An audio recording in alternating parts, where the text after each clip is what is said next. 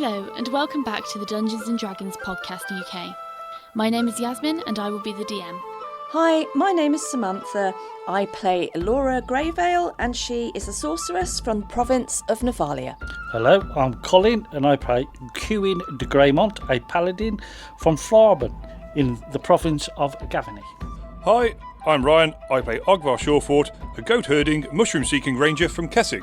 Hi, I'm Rick, and I play Otto, a spring sage from Hanweir, sworn to the land, wandering the plain and setting wrongs to right with his Ursine companion, Bojo.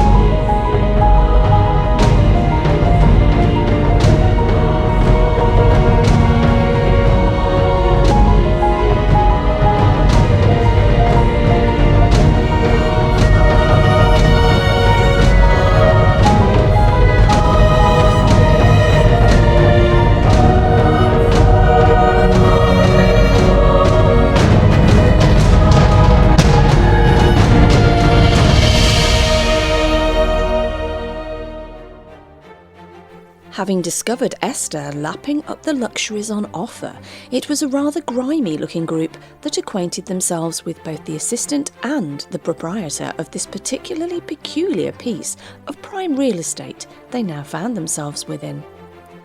The spring sage shifted his form into that of a damp-smelling dog, and after a brief waft of his rear-end windmill, repositioned himself in front of the fireplace for a less than stealthy snooze fest. Cuin and Laura made the most of a much-needed bathroom break, during which time Jenrick was informed of the serious situation unfolding away from the safety of his rambling residence. Fearing the fate of his former protege, the aged arcanist immediately agreed to assist in any way that he could. However, he in turn reached out to the team for a helping hand to surveil the nearby settlement of Saltstone, where a portending presence had announced its arrival in the form of a strange ship, now sitting silently in the harbour. Episode 128 of Sages Past.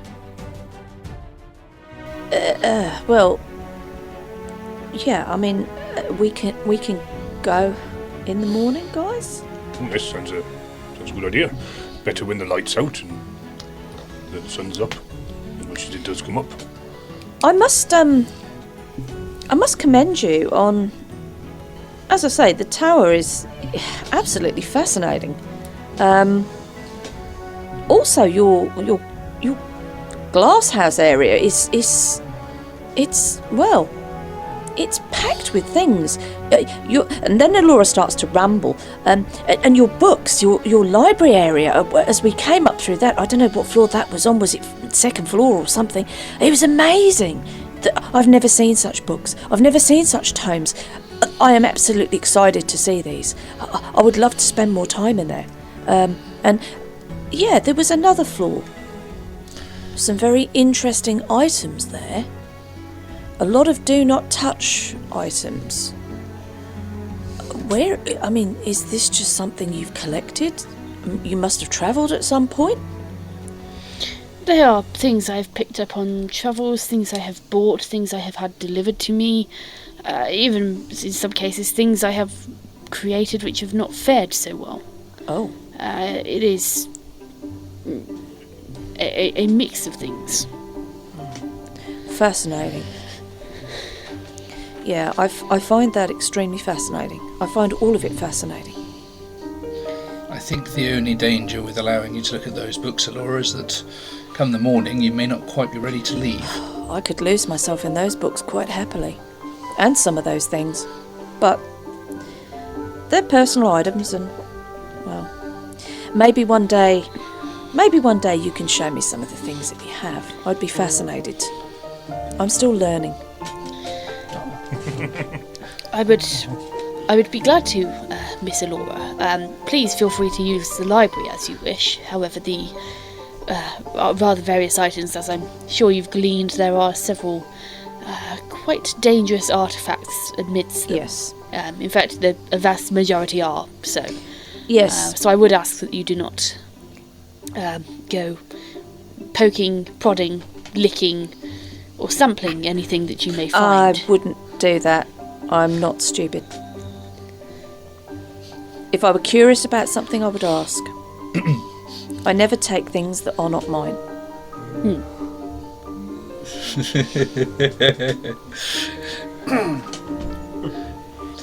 I'm not going to say anything. I'm going to be good.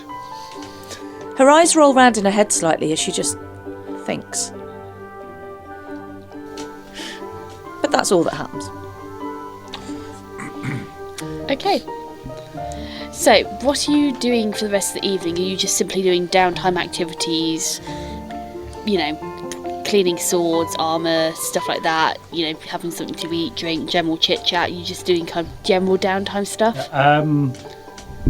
Healing. They said that they were going to give me a bit of healing potions and stuff. Or am I going to use the last couple separate charges on my belt? Boost myself. Okay, yeah. So, at some point in the evening, Jenrick will remember his promise to Elora and co. And he will send Erik into his... He says, Erik, if you head into my lab and pull out potions number 3 to 2... and he rattles off a couple of numbers and reference numbers. And you worryingly hear the word experimental version 1, version 3. You know, various words which may concern you slightly. And Erik goes off and he finds he comes back with like a little kind of wooden box filled with some various potions. There are some there which are, you know, they look the exactly same as a normal healing potion. One of them, when it gets uncorked, there's a loud pop and it begins to bubble. There are some which are a slightly off-looking colour of red, some which are a very bright red, almost orange. They're varying shades, and he begins kind of picking them up and inspecting them and handing you a potion to have, Cuin. And he will continue to do this until you are fully healed. Some of the potions do have the odd side effects. You consume one, the bubbly one, which gives you hiccups for a solid hour. You know, it is general kind of... You wouldn't really think that they would be sold to the public simply because their side effects are a little annoying. Like one sends your hair red, for example. Only changes it by one shade then. So for about an hour or so, Cuin, you do have scarlet red hair and hiccups. Alongside other kind of amusing side effects, which they're not harmful. They just make you look slightly funny, or you know, one gives you gas. You know, they are those kind of side effects where you're like, yeah, it's an effective potion, but it's not quite there yet. Alora would have missed all of this because the minute Jenrick had sort of finished speaking, and sort of then they had freedom to kind of move and do what they want for the evening, all you would hear was her Cuban heels covering the ground to the stairs, and she disappears in a whirlwind, and she is headed full tilt back down the floors as quickly as possible. She's going to dive through the greenhouse as quickly as possible to catch the plant unawares, and she is going back down to the library area. Okay, so anyone who is left upstairs with Cuin at the time when he is having these potions administered can observe Jenrick and Erik observing Cuin, muttering to themselves and making notes as they hand him each potion and taking detailed observations. So they are clearly using Cuin as a bit of a test subject here as well. 2 birds with 1 stone. Is he going all druidic? Is he turning into like a lat rab or something? A lat. Does that what it said? Lat rab. A lab rat. A lab rat. Guinea pig. We'll go with that. It's easier. Elora's so excited by the books that she can't get her words out straight. My verbs are all wrong. My verbs are all wrong. Okay. So Elora's clattered down into the library. You probably don't see her for the rest of the evening. Cuin, you have now got 4 hit points restored. You are now back up to full health. No worries whatsoever. Ogvar, Otto, Cuin, is there anything particular you are doing? Yeah, I want to go down and spend some time with Bojo, because I haven't spent as much time with him as I feel like I should do, and I'll probably spend the night down there. Yeah. Okay. So yeah, you go down. You spend some time with Bojo. You spend the night down there. It's warm. It's dry. You've got kind of beds of hay and straw to curl up into. Yeah. It's a pretty chill evening. There's a particular spell I need to cast, which is Healthful Rest. I haven't explained it previously, but when I use my luminous armour, one of the side effects of that is that it drains your strength, and in order to make sure I don't lose that strength and recover properly, I need to cast that spell to ensure that I get that. I think you did cast that once earlier on when we were on the wagon, I think. Yeah. Very good. Yeah, and every day he'll cast that just to make sure he gets a good night's sleep and recovers properly. Yeah, good job. Ogvar, Cuin, anything particular? Ogvar would like to ask Jenrick whether it is safe to go downstairs, because he's a bit wary of the plant. Asks like the safest route past it. Jenrick will look at you in kind of mild amusement. Don't worry, it'll be fine now. He's a bit of a grumpy one, that one, but he's usually fine. Just don't make any loud noises in there and you'll be fine. Okay, thank you very much. And so Ogvar would like to go down, sort of down to the base of the tower where Otto is. Passing Laura on the way, I imagine he would say something to her as he walked past and get very little response. Yeah, she's just going to wave a hand at his, facing him with her back. So. Yes, I thought as much. And off he'll go back down to the base of the tower and have a route around in the cabin. Cabin? Have a wagon. Have a route around in the wagon and find his gift from Vona. And have we got our own rooms for the evening? Have we got somewhere where we can go out the way? No. So Jenrick will inform you that you will have to crash wherever you can find somewhere because they haven't got any spare rooms. Okay, well, he will just find a nook or an alcove somewhere on the tower, in a room where nobody else is. Possibly where all the animals were, or bits of animals were. And just lie it out on the work table and unwrap it and see what Avona has gifted him. Okay, give me 1 second to find where I did with it. Sorry. No, it's fine. Discuss amongst yourselves for the minute. I imagine as he's rooting around in the wagon, he's sort of like chatting to Otto and Bojo at the same time, and sort of just asking them like, "Are you sure you're all right to accompany us? I know you say you go wherever I go, but you are your own man. You can do as you please." When your dreams bring someone's face to you, and that someone isn't, don't take it the wrong way, exceptionally pretty, they're probably for another reason. So, given I tried ignoring them for a while, and that didn't prove to help, I kind of figure that the only way to get you out of my head is to be by your side. I must admit I've not quite got used to the concept yet, but has this happened to you before with other people, or is this like a first-time thing? Not people, no. Not as such. I spent many years travelling and hunting down a particular group who I felt very strongly needed to be punished for their actions. Occasionally their faces would come to me and they'd disappear after I'd meted out that punishment. Doesn't seem appropriate this occasion, this feels different, but nonetheless those visions are coming to me for some reason. And these people you were pursuing before, had you met them before, or were they new faces in the dreams, as mine was?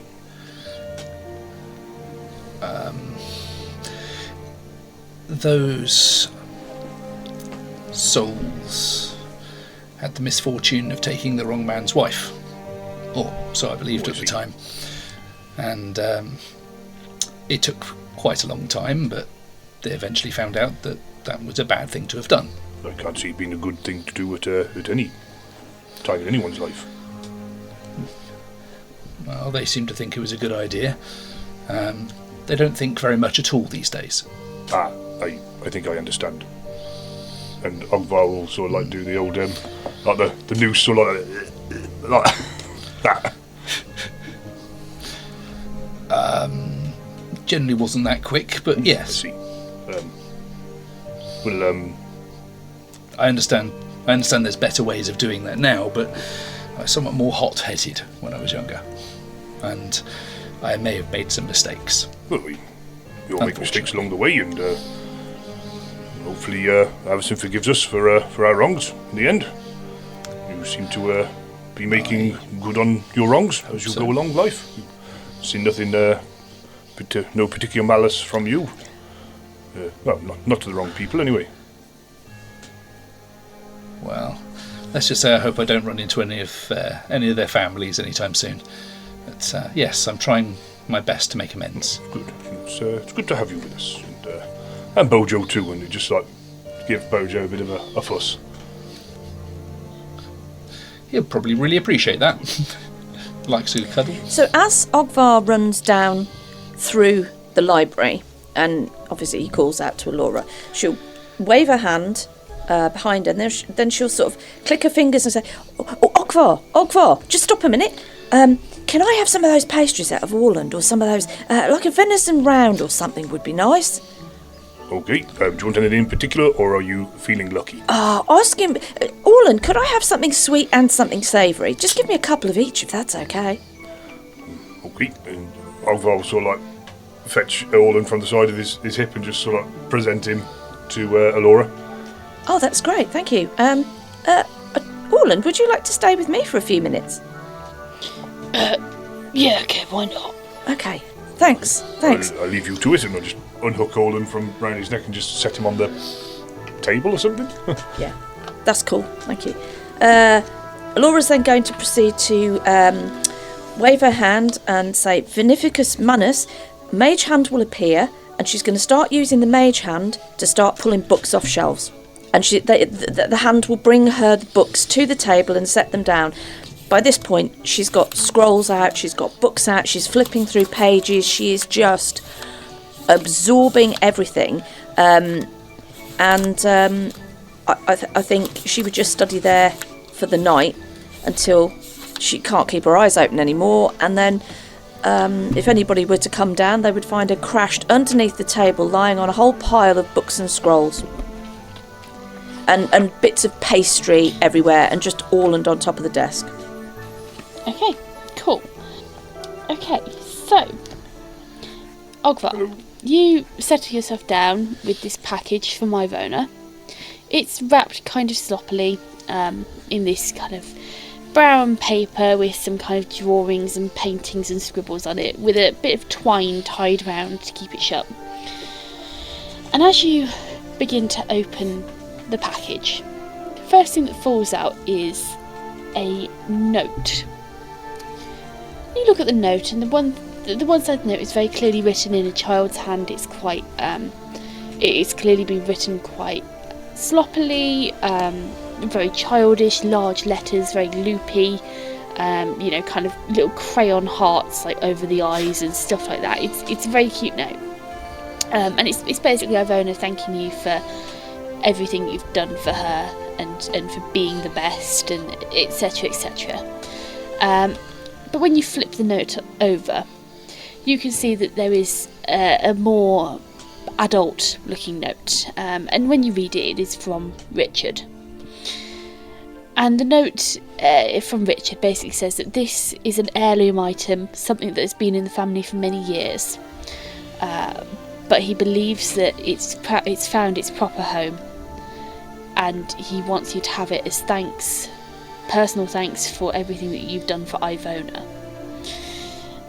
And when you fully unwrap the package, you can see a leather belt. It has a platinum buckle set with 3 small black pearls, and you now are in possession of a belt of battle. Okay. Ogvar will sort of look at it and assess what it is, and sort of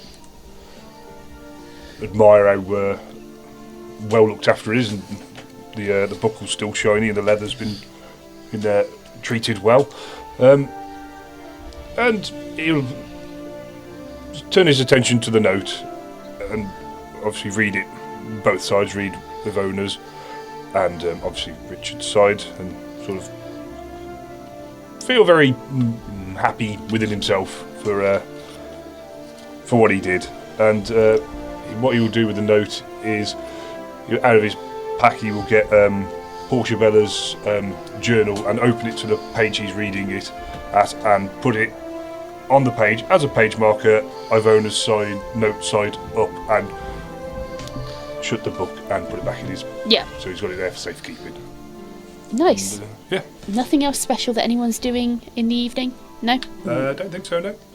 So, the evening passes quite peacefully. Ogvar, you've found somewhere to rest up, a nice little alcove, tuck yourself away. You've read the note from Ivona. You've got this brand new item, this gift.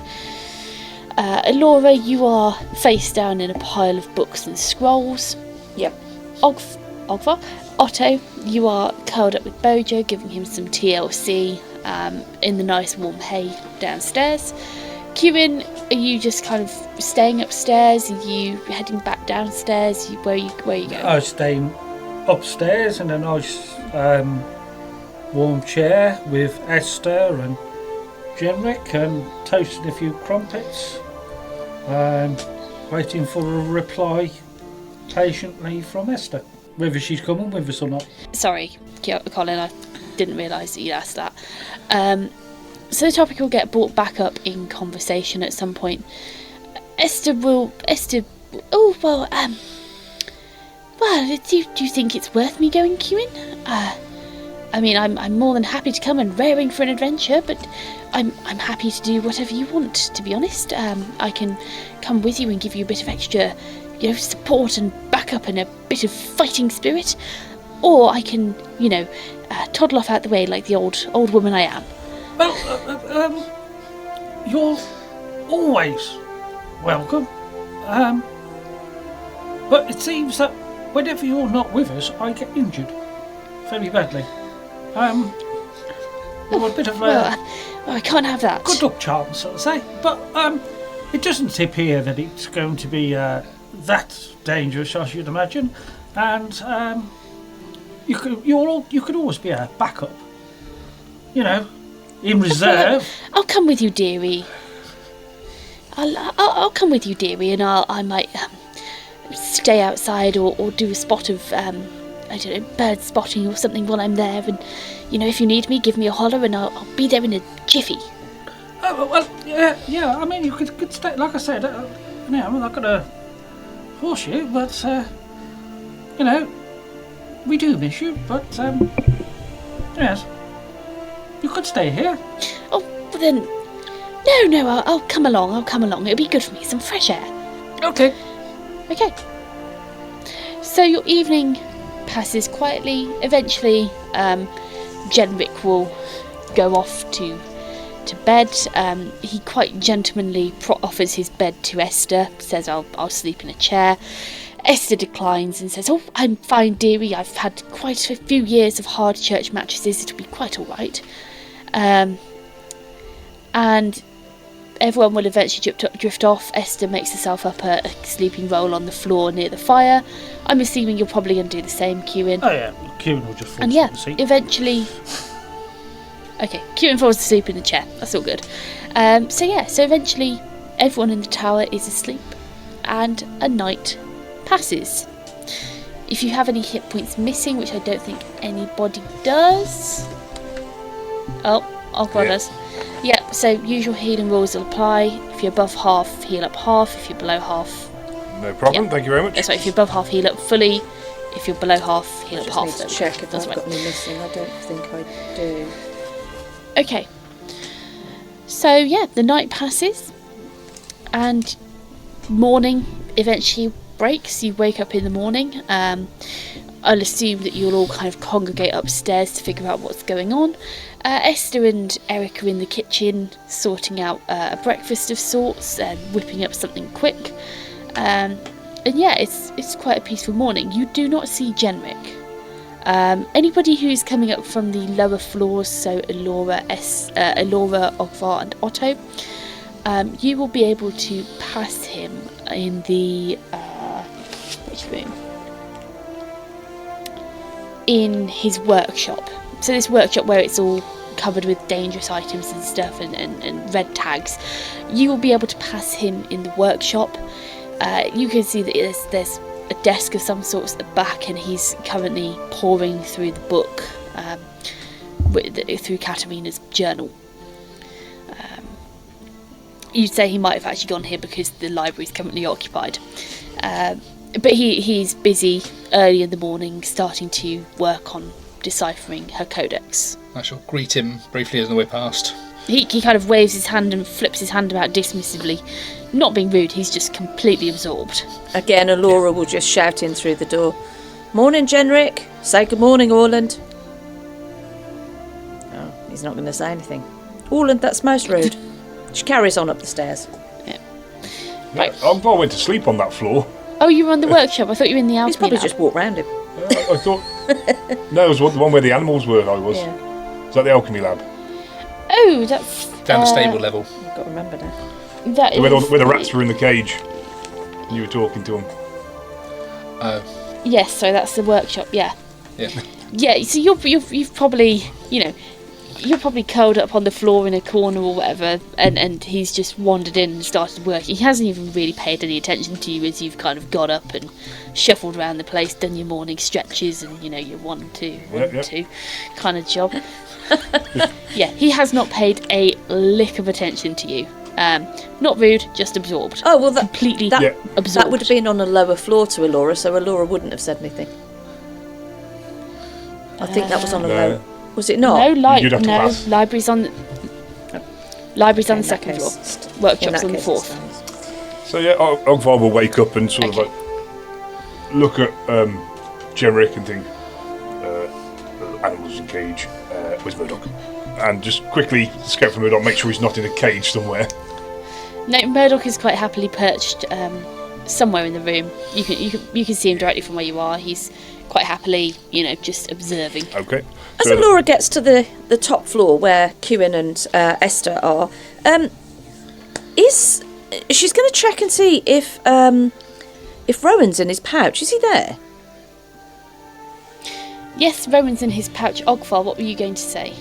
Just going to say, Ogvar will just whistle to Murdoch, just fly down to him, and then he'd make his way upstairs to join everybody else. Yeah, okay. So you all have your various animals with you, apart from Bojo, who is not going to check upstairs. And yeah. So you gather upstairs, you have a decent breakfast. It's simple, plain fare, but it's a decent breakfast. And I'm going to assume that you're all going to head downstairs and start making your way out towards Saltstone. Yeah? I think the only slight exception, instead of having breakfast, Otto might spend a little bit of time just changing his spells until ready for the day ahead. Okay. Casting And a few Alora would sure also cast a few spells. She would probably, she would definitely bathe her eye, because she tends to do that in the morning. And then she would probably cast Strange. False Life. No, she won't. Forget that. She would just bathe her eyes for now. Okay. So, I'm going to take it that you all get downstairs, get out of the door, which as you get downstairs, the door appears. A large kind of stable door, split stable door appears, and you're able to open it up and head outside. It's a fresh morning. It is quite early in the morning. The storm which blew in the previous day has dissipated overnight, but the seas are still rough. You can hear them crashing, you can hear gulls crying and soaring on the thermals. It is still quite windy. There's a brisk wind blowing onshore, and the grass, which is quite long, quite harsh, kind of spriggy grass, very much kind of tundra type grass, is kind of laden with dew and water. And there are certain boggy areas that where you step it does squelch underfoot, and Otto, you get a bit of nice kind of mud seepage between the toes on your leather sandals. Lovely.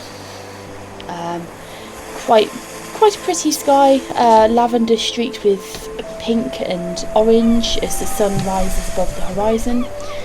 So you're all ready to leave.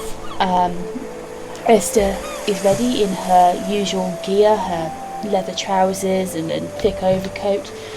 You can see that she has her sword, her blade strapped to her side, ready for battle. Hair pulled away from her face and braided into this quite tight twist at the base of her skull that you first saw her fashioning.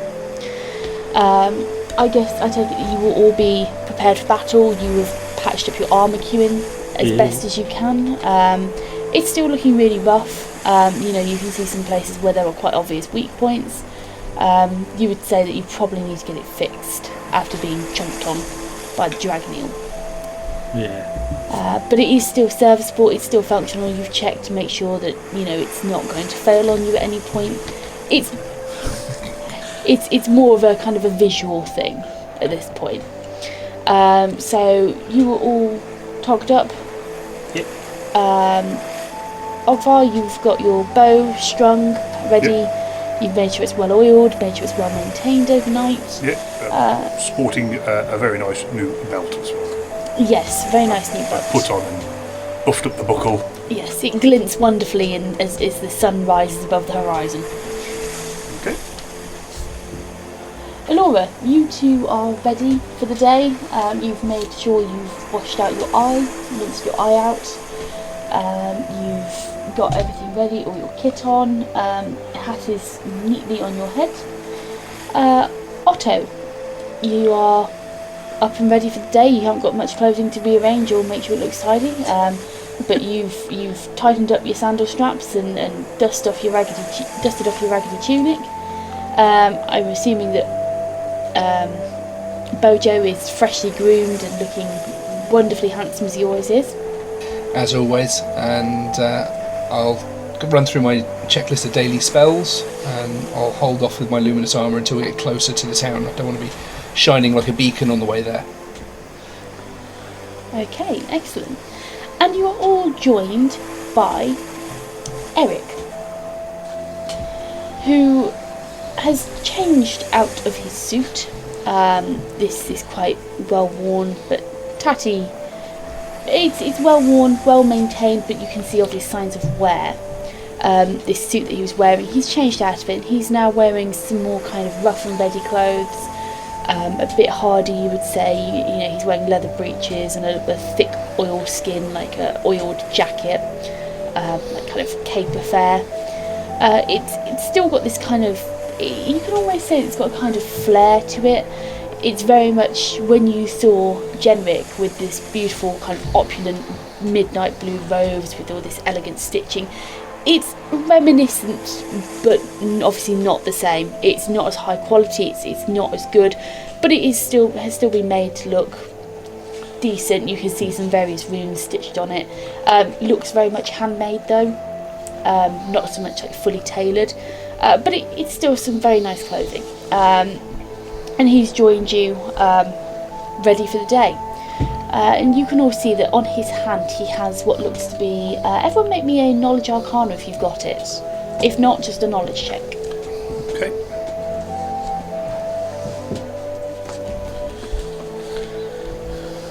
That's just a straight roll then. Unless you've got arcana.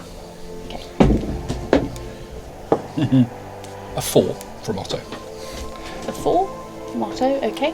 9 from Ogvar. 9 from Ogvar. 3 from Cuin. And a 22 all in from Laura. Yeah, okay, so Elora, you would definitely recognise as you look at his hand. You can see what appears to be a gem, a jewel, mounted into a metal setting, which is then attached itself to several chains, one which loops over his middle finger, one which loops over his thumb, and one which then obviously trails back to his wrist where it's fastened. And you can tell that this is an arcane focus he has on his hand. Obviously this is what he uses to cast. It's very much it's a tool, it's a focus, it's a conduit. It looks very good quality. Perhaps you've seen arcane focuses on your journeys, or perhaps even Casper's shipped them at one point. And you can tell that this is very, very high quality. You'd usually only see this within the noble circles within the silver city of Thraben itself. They are not cheap artifacts, and this one looks especially good quality. Okay, so the carriages are outside. Your carriage, is outside, set up ready to go. Your horses have already been tacked up, brushed, fed, watered, and hitched to the carriage. Are you? Sorry, I should have asked there. Are you taking the carriage, or are you planning to ride or walk? What is your mode of transport you are choosing?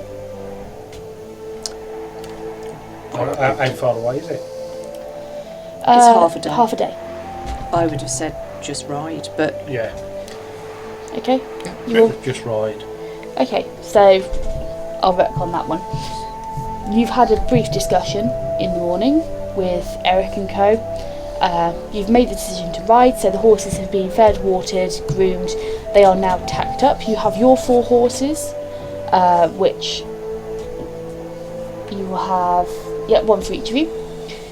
And there will be another horse, which is the horse you saw in the stables in Jenrick's. It's a decent looking bay, bit stringy, but looks well cared for, which Erik has tacked up. He's obviously quite familiar with this. He tacks up the horses with some knowledge. You know, he's not hesitant, he's not nervous. He's able to tack these horses up, and he's very competent. Okay, so you are... I'm just thinking, Rick hasn't got a horse. Thank you. Just about to say the same thing, yeah. Oh, he's got a bear. Yeah. Yippee-ki-yay. I should just ask Bojo ever so nicely. Yeah. It's a horse, but better. Okay, so you all mount up, and I'm going to get you all to make me handle animal checks apart from Otto with Bojo. I want to see how well your riding is going to go first thing in the morning. oh, how I wish I'd put some points into ride. Ride check. Oh, that's a 21 for Alora, all in. Nice, you're Yeah. safe. That's 14 plus 1 for Cuin, so that's Just say 15. Gollum. I was going to say Colin. Gollum. And Okay. Akbar will be having a 19 plus 6, which would be a 25. Yeah. Okay. And Esther rolled a 16 plus something. Which equals something. For clarification, for any podcast listeners, I don't have Esther's sheets on me at the moment. Sorry. So I'm just making the numbers up as I usually do. We all know who's getting it with the next monster.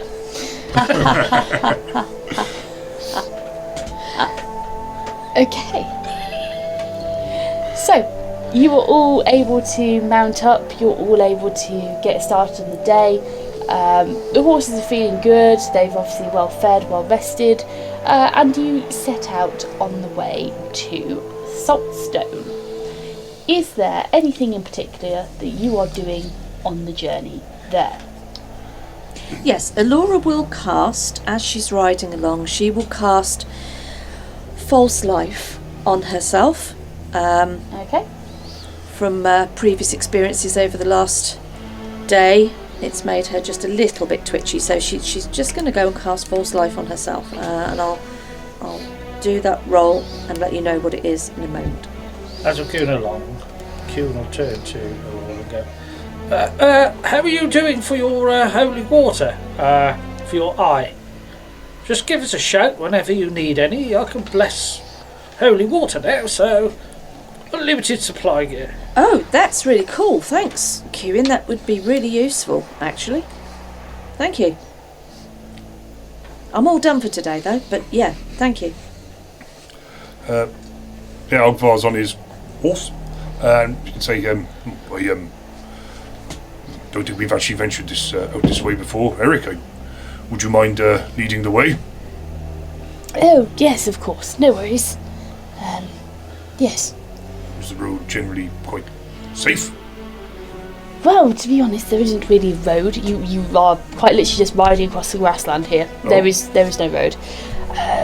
It's very much, just myself and Jenrick down this neck of the woods, or lack of woods as we are on a plain.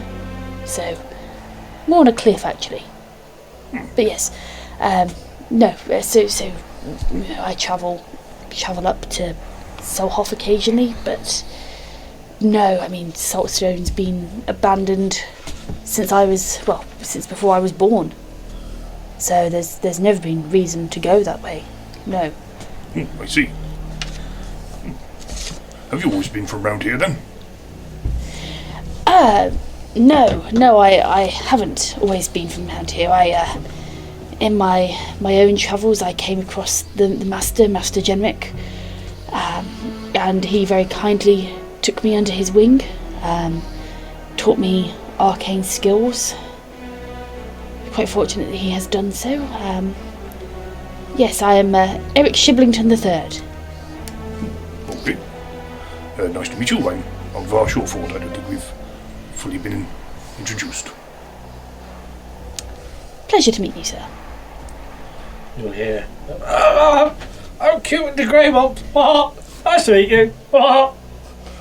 Pleasure is mine, good sir. Us fellow noble sort have got to stick together. Everyone make me a insight check. Is it inside the list? I think it is. Sense motive?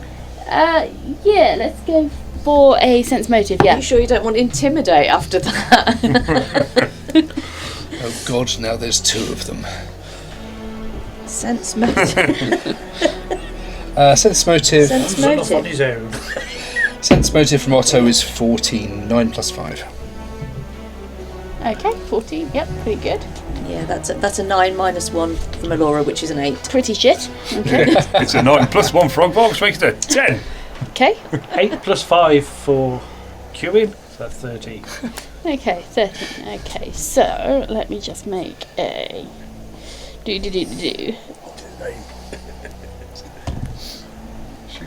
Shitlington. Well, anyone who got over a 7, which I'm pretty sure is all of you, if I'm correct. Yep, this is an incredibly fake laugh. Oh. Oh. You can tell it's an incredibly fake laugh, but it's also an incredibly nervous fake laugh. He's very clearly bluffing here. Alora's just going to sort of twist in her saddle slightly and look at Ogvar and narrow her eyes. Ogvar sort of just looks and raises his eyebrows and shrugs because he's not entirely sure what's... He gets the bluff, but he's not quite sure what about, so... So, Erik, are you from Thraben then? I wish. Those gilded Silver City walls are a sight to look upon. I've dreamed of going there many times in my life. Yes, only seen them from afar.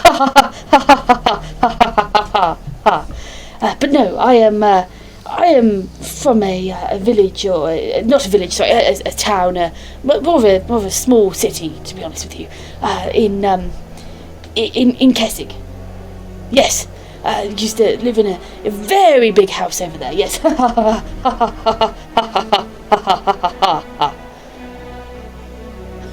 Right.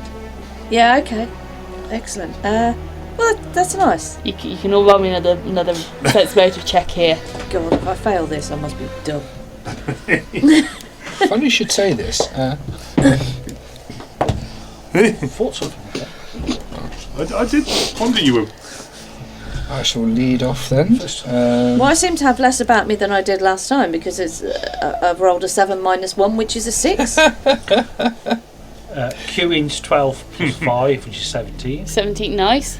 Ogvar is a 16 plus 1, which is also 17. Nice, okay, Otto. 7 plus 5 for 12. Okay, well, Erik Shiblington is particularly shit at lying.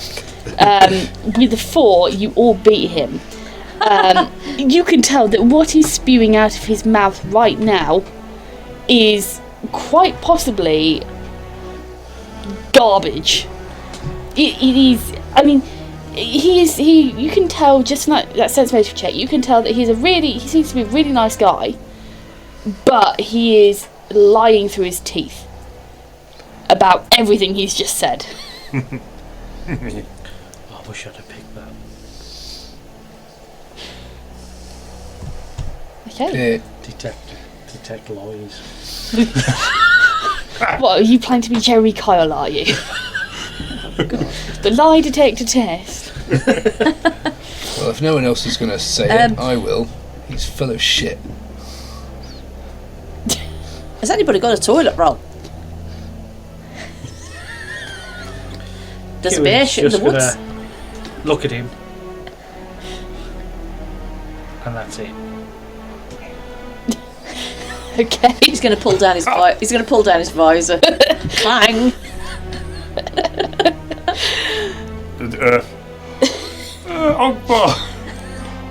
Ogbar sort of sympathising. Maybe it's a bit of nerves or something he's on about himself, and so say turn around to him and yes, I know a fellow Kessig when I see one, and I think I might know just where you're from. I recall the one of the great houses, and you have the stature about yourself, and just give him a wink. And he looks at you, and it's almost this manic forced laugh. You can see the panic in his eyes as he's realised he's just been really shit at lying, and he looks at you with this sense of relief, gratitude, and kind of like look in his face. Marvellous. He's yeah. Anything else? Is there any other particular actions anybody wants to take? No, but Laura will declare now that on her false life roll she rolled a 7 plus her level, which is 10, so that's 17 extra, like, temporary hit points. Nice. Okay. Cool. When we're about a mile away from the Saltstone, I shall again cast my luminous armour and make sure everyone can see everything from about 50 miles away, and apart from that I'll restrict myself to that. Okay, so the day carries on, conversation carries on, and you can almost sense that Erik relaxes into it a bit more. He's not as much trying to put on the airs and grace. He's still speaking quite poshly, but he is trying to avoid and divert any topics about his background and about, you very much get the sense through the conversation that he's very much not of noble stock. He's very much, something else entirely, and a terrible liar to boot. So, day carries on, and we reach about 11 o'clock, you could say. The path you've been taking, you are on this, the kind of, the outstretched, the furthest most eastern point of Nephalia and of Innistrad. And this is a long, thin stretch of land. It's very much very flat, very even. In fact, it probably kind of bows upwards a little bit. It's got a bit of a convex kind of curve to the land. Yeah. It's got a very much convex curve to the land. Not something you'd particularly notice by walking. It's very, very subtle, but it is enough that, if you're kind of taking an aerial view or a topographical view, you would see that it has got this curve to it. It is flat, or it's mostly flat. It is very much grassland, long, hard grass. Very spiky, very unforgiving on the ankles if you were walking through it. It's rough, and at some points the grass comes up to the horse's knees, the horse's chest. It gets deep, and you can see as you walk, as you're travelling across this cutting wind, it does make the grass kind of. You get this effect where you see the wind over the grass, and the grass bows over. And the sunlight reflecting off it, it gives this kind of shimmer as it travels across the land. It's very hypnotic, very kind of serene and gentle. And yeah, that's the majority of the journey. As you reach 11 o'clock in the morning, you begin to enter a more wooded area. It begins by sparse trees, perhaps quite short trees, obviously adapted for kind of windy and bluff-like environments. And as you begin to travel further in, it becomes more forested, more wooded. And you notice that Erik is leading you very much in, instead of going straight across now, he's very much kind of deviating towards the left. And the ground does begin to drop down towards sea level here. Clearly, this is at a point of the coast where the ground drops out and it drops down to sea level. So you travel down, and it begins to get more wooded, more quite thick with brush again, and these are kind of like almost pine tree types.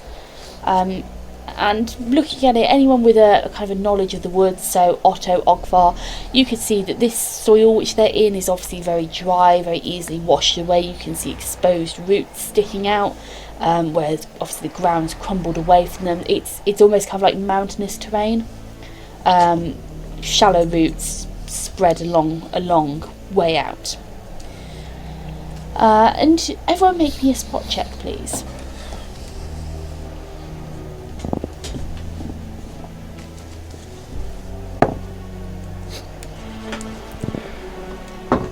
Otto rolled a 3, so a total of 21 with plus 18. 21, nice. Cuin is 13 plus 6, 19. Nice. 17 plus an 11, 26 for Ogvar, please. Nice. And Laura was a 23. Hey. Sorry. And Laura was a 23 all in. So it's a 16 plus a 7. Okay. Cool. Okay, yeah. So all of you notice that as Erik leads you downhill on the horses, obviously it's reasonably steep. You can actually see that the route he's taking you, there seems to be a natural division in the trees, and with a bit of squinting and a bit of kind of looking at it, you can see that this is actually, or you would assume that this is where a road used to lead out of the town. It's obviously grown over, regrassed itself, but the trees have remained obviously divided where they would have been cleared, or where a natural divide would have been for a road to run. And you begin to realise you are now following the road down towards the town. At this point, as you're making your way, Erik speaks up. And he's been narrating things to you as you go. He's been like, oh yes, heading this way or heading this direction. But he almost slows the horse down, so he's not out front anymore, he's kind of more back with the pack. I believe there is a outcropping of rock coming up shortly on the left. It would be I'd say a 20-minute diversion to get to the outcropping. We'd have to go through the tree line, but it should give us a decent view of the town. Perhaps that might be an option to survey the land. Sounds like a plan. Oh, Yes. yeah, I think that's a reasonable idea. I mean, we don't know the area. Clearly, you know it a little bit better. Yes, I stayed up late last night with the master's maps and such, trying to familiarise myself with the area. You know, as my noble father used to say, knowing the terrain is part of the war. Ha ha ha ha ha ha ha ha ha Ha. Yeah. No need to stand on parade with us, though. Yes, ma'am. Excellent. Okay, Erik. Erik, how old are you? If you don't mind me asking. I am 33 years old to date, ma'am. Today? To date. Oh, sorry, I thought you Mum. said today. Mom? You don't need to call me Mom. My name's Alora. I'm sorry, Mum, but you scare me a little bit. Oh, I've barely spoken to you. I know. Oh. You can scare the rest of us as well. I'm sorry, Kieran, did you say something? Pardon? Did you Just say coughing. something? What? It's Just not the wind coughing. again, is it? Yeah. Oh. Okay. So, Erik, you travel a little further down the path before he leads you off into the tree line. It is quite thick. It's quite full of brush. You can hear various sounds. You can obviously hear birds, various movement of animals. You'd say probably rabbits, hares, and the such. Perhaps the odd snake slithering around in the pine litter underneath. You can't really hear any large game, any deer or boar.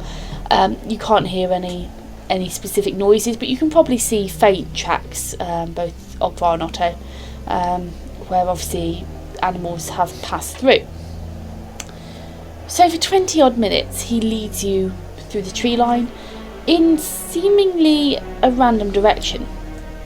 You can see that the ground is sloping away, but you looking ahead, you do eventually see this outcropping that he mentioned. You've kind of come down on a more diagonal downwards angle towards it, and when you reach it you can see that you would have to dismount to actually climb up onto the outcropping. You wouldn't be able to get the horses up there, and it's only a short climb, probably about 10 foot upwards, and this outcropping is out of the side of the cliff. So just trying to describe it as you could imagine, you've got cliffs, a dip down which you followed. This path almost is dip between the cliffs. As you've been going downwards, Erik has led you diagonally downwards where there is an outcropping on the left hand cliff, and you can see this kind of plateau, and as you would expect there's kind of like a bold spot of trees in front of this plateau, obviously more open area. Okay. Seeing that, Ogvar will turn to Cuin. I suppose this is it, isn't it? Should we have a little look, see what's going on? Yes, might as well go and have a look-see. I wish we should have got that telescope off. Oh, Caddo's spyglass. Spyglass, yes. Yeah. Oh well, we'll try with the eyes. Just hope he... He's probably using it to still look for Exum. Yes. He's probably done one. Oh well, let's go and have a look. Ah. Yeah, Laura will dismount as well and she'll follow up behind. So you all dismount. The horses are not going to go far. They find a little bit of grass and they start lipping away at that. You go up to this outcropping. It is 10 foot up, easily climbable. You can see some very obvious handholds and footholds. Are you going to climb, or are you going to use your various magical items to make your way? I think Ogvar will just climb. Unless anyone's struggling, then he might get up first and then throw down a rope. Okay. I'll be reluctant to climb anywhere. I'll stay with the horses.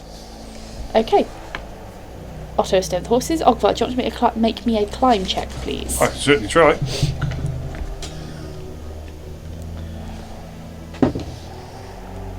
A 15 plus a 7, 22. Yeah, you're going to easily be able to scale the rock wall. Again, there are these very obvious kind of handholds, footholds, cracks, crevices. It's nothing new to you. You're very easily able to climb up. Mm-hmm. Erik will attempt to follow you in your journey with a 9. He's worse than the average human. He will struggle severely, but he will manage to get his way up there. Okay. So, Cuin, are you climbing? Yep. Climbing, roll for it then. Roll me a climb check. 5 plus 3 is 8. 8. Yeah, it's going to be a struggle for you as well. You're not used to climbing. It's not really or at least this kind of natural rock climbing. You are going to struggle getting up there, but you will eventually make it. I imagine Ogvar will have to haul you up at the end. Can Ogvar just sort of get his rope of stone and sort of throw it down and sort of whip it so it hooks around the back of him and then make it like a shepherd's crook and sort of oink him up?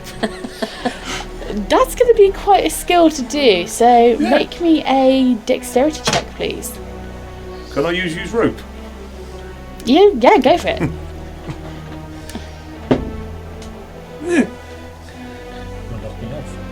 Yeah.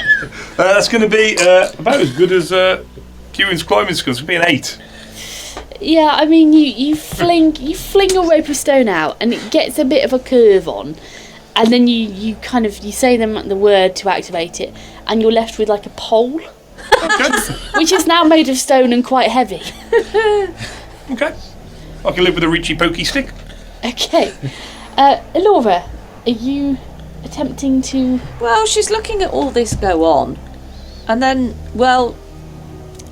she's gonna say it. Well, can't get any worse, can it? Did you have to? Here we go. It's a bit of flavour, isn't it? She can't unsay it. We're doomed.